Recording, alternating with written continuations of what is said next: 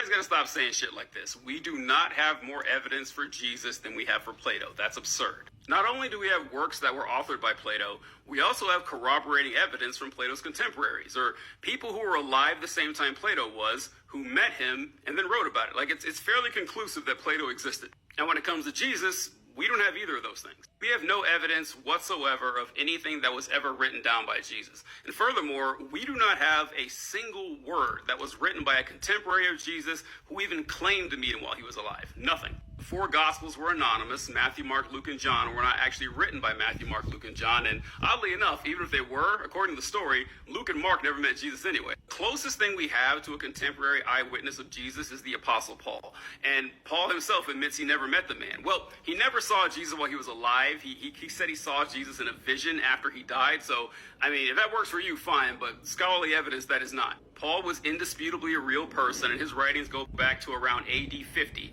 about 20 years after Jesus would have died. And the earliest gospel is the Gospel of Mark, which dates back to AD 70, around 40 years after Jesus died. Every eyewitness statement about the life, death, or resurrection of Jesus recorded in the Gospels was either written about someone who we don't know, can't verify, or didn't write anything about their experience, and usually all three. Consensus among most historians and scholars is that Jesus probably existed, or at the very least, someone upon whom the legend of Jesus was based, even if he was an amalgamation of several different apocalyptic rabbis from the first century. But to say that there's ironclad evidence of Jesus' historicity is just incorrect. Also, just thought of this. Did you mean Socrates and not Plato? Because if you're talking about Socrates, there's a shockingly small amount of evidence that Socrates was definitely real. So I don't know if that's what you meant, but if so, yeah, I agree.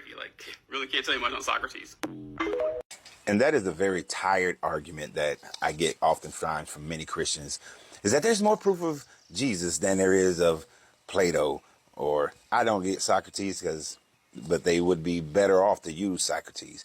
One of the worst ones that I got from someone is that there's more evidence of Jesus, or than there is of George Washington. Or they will say, how do you know George Washington existed?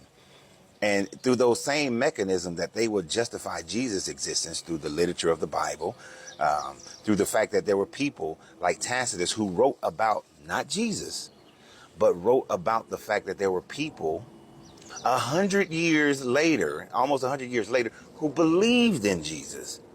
And understand that they believed in Jesus, not that Tacitus was writing about confirmed authentic history that this Jesus actually existed. Pliny was in the same thing. So when you talk about Pliny the Younger, it's the same rhetoric. There is no proof. And then you can't say, if you're going to say to me, well, you weren't there. Pliny wasn't there. Tacitus wasn't there. But yet you take their word for it. And if you're going to use that towards me, you weren't there.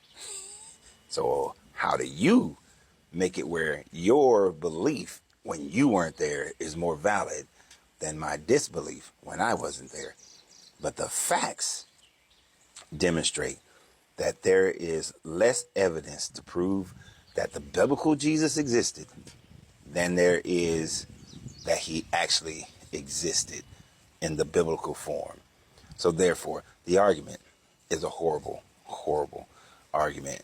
And Christians, you're going to have to do better. You really shouldn't try to argue facts, Christians. What you really should try to just do is argue belief and just put it in that forefront, because you would win every time, because no one can argue belief. I can believe that I'm going to lose this next 50 pounds. But the facts are right now I have not. But I can believe it, and nobody can argue my belief that I'm going to get there. I can believe that my knees are going to get better. And you can't argue that belief. I could believe in the Anunnaki. You can't argue that belief. I could believe in Atlantis and Lemuria and Mu. But you cannot argue that belief. But if I tried to say that there's facts of Atlantis, facts of Lemuria, facts of Mu, those things can be argued because we have zero actual facts of any of those places existing. We have theories based on certain things that are anomalies. Like, how are the lemurs in Madagascar, the same lemurs that are way over in the South Pacific, how did they get there? Connected of a big landmass called Lemuria, hence the name Lemuria, or the lemurs. Circumstantial evidence that may lead to a possibility is not facts, but merely a theory. But the more of those we stack up, the closer we get to what the reality is. And here's the reality.